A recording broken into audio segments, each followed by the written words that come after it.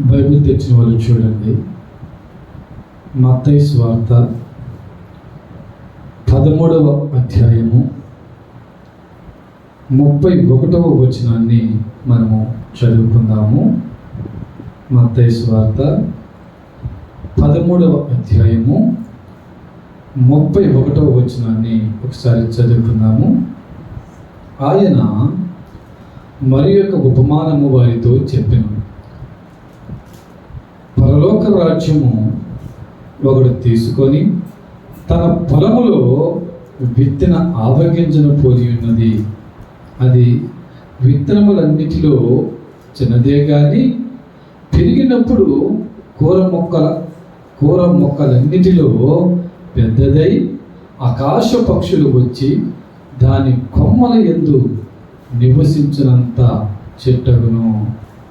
Praise the lord. Hallelujah, hallelujah. దేవుని వాక్యము సెలవిస్తుంది. ఏమని సెలవిస్తుందంటే, పరలోక రాజ్యము ఒకడు తీసుకొని తన పొలములో విత్తిన ఆవగింజను పోలి ఉన్నది. ఆవగింజను పోలి అది పొలములో వేచినప్పుడు అది పెరిగి పెద్దదయ్యి ఆకాశ పక్షులు వచ్చి వాటి మీద వాలినంతగా ఎదిగెను, పెరిగెను. Praise the lord. హల్లెలూయా. పొలము అనగా యేసయ్య పొలము. విత్తనము అనగా ఎవరు వేస్తున్నారు? నా యేసయ్య విత్తనం వేస్తున్నారు. పొలము అనగా పరలోక రాజ్యము. Praise the lord. హల్లెలూయా.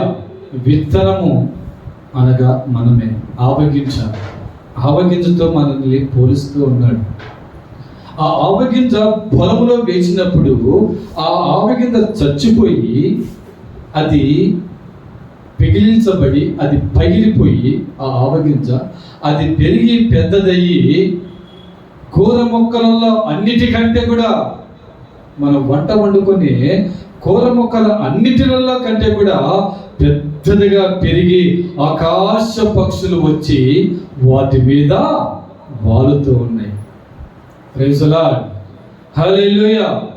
మీరు గమనించాల్సింది ఏంటంటే, ఈరోజు నువ్వు కొద్ది స్థితిలోనే ఉన్నావేమో, నువ్వు లేని స్థితిలో ఉన్నావేమో, కష్టాల్లో ఉన్నావేమో, కష్ట దుఃఖాల్లో ఉన్నావేమో, బాధల్లో ఉన్నావేమో, ఇబ్బందుల్లో నీవు ఉన్నావేమో. అయితే నా ప్రభు అంటున్నాడు, నీవు నా పొలములోకి రా. ఎక్కడికి రమ్మంటున్నాడు?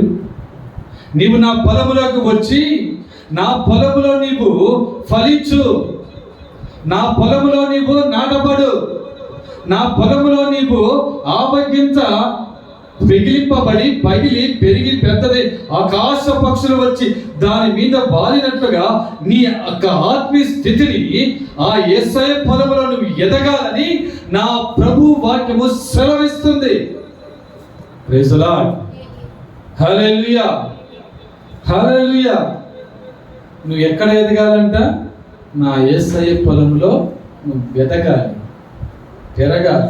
ఆత్మీయంగా నువ్వు ఎదిగిన రోజున, ఈ రోజు నువ్వు ఈ కొద్ది స్థితిలో నువ్వు ఉన్నావే, ఆ పొలంలో నువ్వు నాటబడక ముందుకు నువ్వు ఎన్నెన్నో ఇబ్బందులు పడ్డావు, ఎన్నెన్నో కష్ట దుఃఖాలు అనుభవించావు.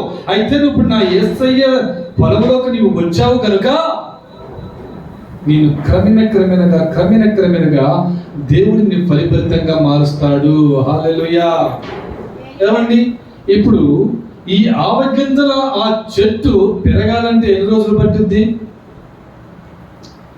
సంవత్సరం పట్టొచ్చు, 2 సంవత్సరాలు పట్టొచ్చు, 3 సంవత్సరాలు పట్టొచ్చు, 4 సంవత్సరాలు కూడా పట్టొచ్చు. అయితే ఈ 4 సంవత్సరాలలో వాటికి ఏమిస్తాడో ఆ పొలం పండించే రైతు, ఆవగింజల చెట్టు పండించి ఆ రైతు ఏం చేస్తాడు? దానికి అంటే నీళ్లు పెడతాడు, మందు వేస్తాడు, పురుగు మందు కొడతాడు, పొలం మందు వేస్తాడు, దానికి పాయలు తీస్తాడు. అన్నీ చేసిన తర్వాత అది బ్రతికి ఆకాశ పక్షులు వచ్చి దాని మీద వాలుతాయి. దేవునికి స్తోత్రం కలుగును గాక. హల్లెలూయా, హల్లెలూయా. ఆకాశ పక్షులు వచ్చి వాటి మీద వాళ్తాయి. అంటే ఇది చచ్చి పెరిగి పెద్దవడానికి, అది అనేకులకి ఆహారంగా మారడానికి, అనేకులకి వంటలోకి ఉపయోగపడటానికి ఎన్ని సంవత్సరాలు పట్టిందట? 2, 3, 4. Praise the lord. హల్లెలూయా. ఇన్ని సంవత్సరాలు గడిచింది. అయితే నీ యొక్క ఆత్మీయ స్థితి, నువ్వు సంవత్సరమే వచ్చావు, సంవత్సరానికే నువ్వు అలసిపోకూడదు. నువ్వు 2 సంవత్సరాలు వచ్చావు, నువ్వు అలసిపోకూడదు. ఆ దేవుడు నీకు ఇప్పుడే పాఠం నేర్పిస్తున్నాడు, నీకు ఎరివేస్తున్నాడు, బలమందు వేస్తున్నాడు, పురుగు మందు కొడుతున్నాడు నీకు నా దేవుడు. అంటే నీకు కొన్ని శ్రమలే పెడతాడు దేవుడు, కొన్ని ఇబ్బందులే పెడతాడు, నీకు కొన్ని కష్ట దుఃఖాలే పెడతాడు నా దేవుడు. అయినను నీవు వాటన్నిటి మీద నువ్వు గెలుస్తూ రావాలి, ఓర్చుకుంటూ రావాలి. దేనిపైన? శ్రమకి, బాధలకు, ఇబ్బందులకు, కష్టాలకు, దుఃఖాలకి, అన్నిటికీ నీవు ఓర్చుకుంటూ నువ్వు ఎదిగిన రోజున నిన్ను ఏం చేస్తాడంటే నా యేసయ్య శుద్ధ సువర్ణంగా మారుస్తాడు. దేవునికి స్తోత్రం కలుగును గాక. హల్లెలూయా. నిన్ను శుద్ధ సువర్ణంగా మార్చి పరిపూర్ణతలోకి నడిపించి అప్పుడు నిన్ను ఆశీర్వాదాలతో దేవుడు నింపుతాడు. Praise the lord. హల్లెలూయా. ఇక్కడ నిన్ను ఆశీర్వాదాలతో నింపబడింది కాక, ఇదిగో పరలోక రాజ్యానికి కూడా నిన్ను చేరుస్తాడు. దేవునికి స్తోత్రము కలగాక. ఆయన పొలము అనగా పరలోక రాజ్యము. ఆయన పొలములో నువ్వు ఎదగాలి, ప్రార్థనలో ఎదగాలి, ఆత్మీయతలో ఎదగాలి, ఆయన ఆజ్ఞను అనుసరించాలి. సేవకునికి లోబడుతూ, సేవకునికి అన్ని విషయాలలో అండగా ఉంటూ, సేవకునికి తోడుపడుతూ, దేవుని మందిరావరణములో ఒలివ మొక్క ఎదుగునట్లుగా నువ్వు ఎదుగుతూ రావాలి. Praise the lord. హల్లెలూయా. ఒలివ మొక్క ఎదుగునట్లుగా నువ్వు ఎదిగి ఆ రోజున నిన్ను ఆశీర్వాదాలతో నింపుతాడు. Praise the lord. Hallelujah. Hallelujah. ఇదిగో ప్రభు మత్తయి సువార్తలో 13వ అధ్యాయము 31వ వచనములో అంటున్నాడు, ఆయన మరి యొక్క ఉపమానము వారితో చెప్పెను.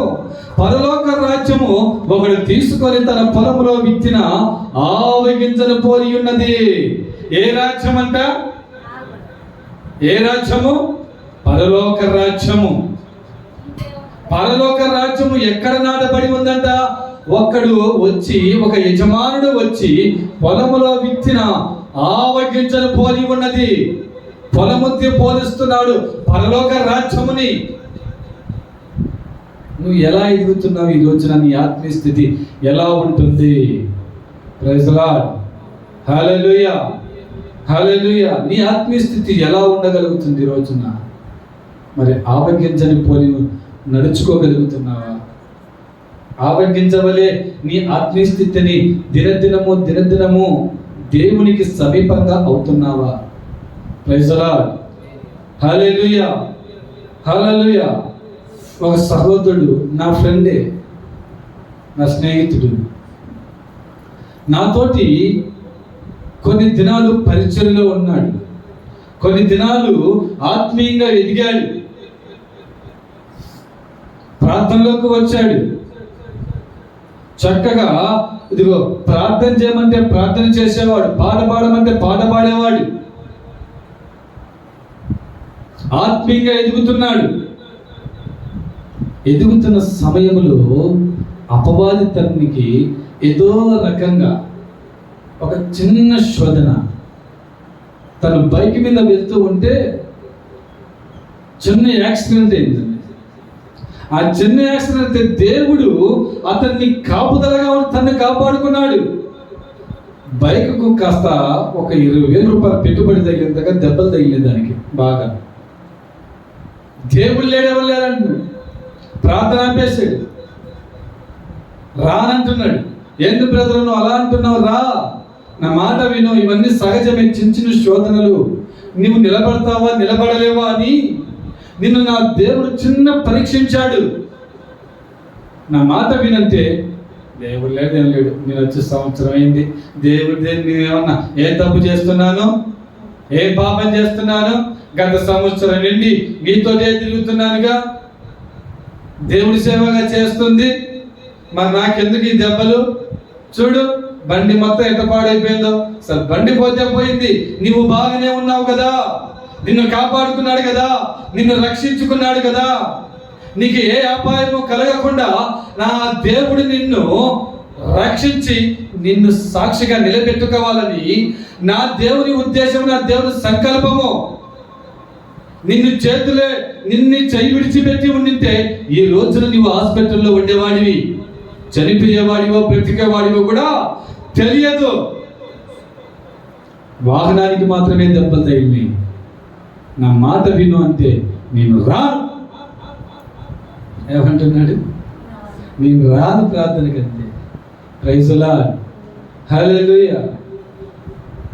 దేవుని ప్రయాణము అంటే నీవు ఒక నెలనో, ఒక సంవత్సరమో, 2 సంవత్సరాలు కాదు దేవుడితో ప్రయాణము చేసేది.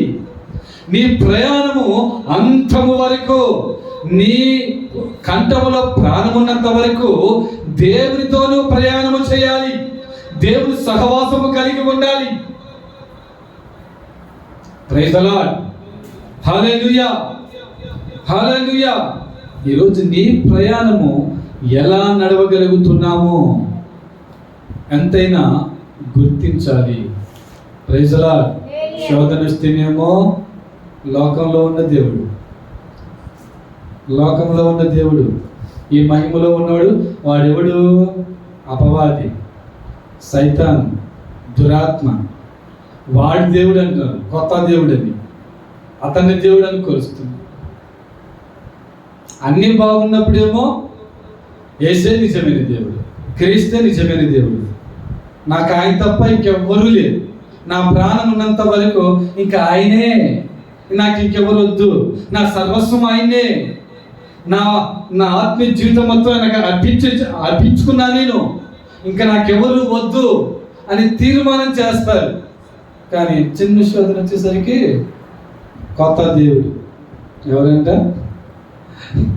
ఆ సాతాను గారి దేవుడు. ప్రైజ్ ది లార్డ్, హల్లెలూయా. ఈ మధ్యకాలంలో యూట్యూబ్లో ఒక సహోదరి అంటుంది, బైబిల్ చదువుతుంటే మొత్తం బొత్తు పుస్తకం లాగా ఉందని. నేను అనుకున్నాను, నీ తలకాయ అనుకున్నాను. పాపాన్ని ఖండిస్తుంది బైబిల్, పాపం చెయ్యొద్దంటుంది, పరిశుద్ధతగా జీవించమంటుంది. నేను ఇచ్చిన ఆజ్ఞలు, నీ చెప్పిన ఆజ్ఞలకు నువ్వు లోబడి నువ్వు బ్రతుకు, నిన్ను పరిపక్వంగా మారుస్తాను, నిన్ను అనేకుల ఎదుట హెచ్చిస్తాను. అనేకులు నిన్ను చూసి అమ్మో పరిశుద్ధురాలు, ప్రార్థన పరురాలు అని అనేకులు నిన్ను చూసి వందనము చెప్పేలాగా చేస్తాను. నా ఆజ్ఞలకు నీవు లోబడి బ్రతకమని దేవుని బైబిల్ చెప్తుంటే ఆ సహోదరు అంతా అది బోధు బొమ్మలా కనపడుతుంటుంది. పాపం చేయమని చెప్తుందా బైబిల్? నీ ఇష్టం వచ్చిన బ్రతకమంటుందా బైబిల్? స్టైల్గా సోగ్గా తిరగమంటుందా బైబిల్? ఎలా ఉండమంటుంది బైబిల్? పరిశుద్ధత కలిగి జీవించమంటుంది. పై అలంకరణ కాదు దేవుడికి కావాల్సింది, హృదయ అలంకరణ. ఆ అలంకారాన్ని దేవుడికి ఇష్టము. ప్రైజ్ ది లార్డ్, హల్లెలూయా. హృదయ అలంకరణ దేవుడికి ఇవ్వకుండా పై అలంకరణ ఇచ్చుకుంటూ వస్తూ మళ్ళీ ఏం చేస్తుంది? దేవుడి మీదే నింద వేస్తుంది, బైబిల్ మీదే, దేవుని వాక్యం మీదే నింద వేస్తుంది. బైబిల్ చదువుతుంటే బోతు బొమ్మలాగా అనిపిస్తుంది నాకు. అలా మాట్లాడేది ఎవరండి? సైతాన్ బట్టిన వాళ్ళు, అపవాది సంబంధులు, సైతాన్ బట్టిన వాళ్ళే ఆ మాటని. నిజంగా బైబిల్ చదివి ఆ వాక్యాన్ని అనుసరించి వాక్యాన్ని నువ్వు నెవరి వేస్తే నువ్వు చేసిన పాపము నీకు కనపడుతుంది, నువ్వు చేసిన తప్పులు నీకు కనబడతాయి. బైబిల్ నిన్ను ఖండిస్తుంది. పరిశుద్ధతలోకి నిన్ను నడిపిస్తుంది. హల్లెలూయా, హల్లెలూయా. మరొకసారి తప్పు చేయాలనే ఆలోచన, తలంపులు కూడా నీకు రానియదు బైబుల్. ప్రైజ్ ది లార్డ్, హల్లెలూయా.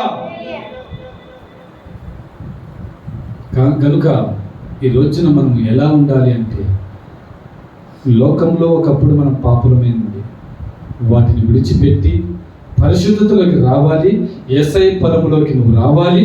నీవు ఆవగింజ ఆ పొలములో వేసినప్పుడు అది పగిలి చెట్టయి పెరిగి కూర మొక్కలు అన్నిటిలో పెద్ద చెట్టు అయినట్టుగా ఆకాశ పక్షులు వచ్చి దాని మీద వాలినట్లుగా నీ చుట్టుపక్కల వాళ్ళు, నీ ఇరుగు పొరుగు వాళ్ళందరూ వచ్చి నిన్ను ఆశ్రయించేవారిగా, నీకు సాగిలపడే వారిగా నీవు యేసయ్య పొలములో నువ్వు పండాలి. దేవునికి స్తోత్రం కలుగును గాక. యేసయ్య పొలములో నువ్వు ఎదగాలి. హల్లెలూయా. యేసయ్య పొలములో నీవు ఎదిగి ఫలిభరితంగా మార్చి యేసయ్య ఆ ద్రాక్ష వల్లి వలె నువ్వు నా ప్రభువుకి పెనవేయబడి ఉండాలి. నిజమైన ద్రాక్ష వల్లిని నేను, తీగలు మీరన్నాడు. ఆయన తోటలో నీవు ద్రాక్ష వల్లి వలె ఆయనకు పెనవేయబడి ఉండాలి. ప్రైజ్ ది లార్డ్, హల్లెలూయా. కనుక ఈ రోజు నీ ఆత్మీయ జీవితం ఎలా ఉంది అనేది నువ్వు ఎంతైనా పరీక్షించుకోవాలని ఈ రాత్రి, ఈ శనివారపు ఆరాధనలో నా ప్రభు నీతో హెచ్చరిస్తా ఉన్నాడు. దేవునికి స్తోత్రం, హల్లెలూయా. తల వంచండి, మోకరించండి, ప్రార్థన చేసుకుందాం.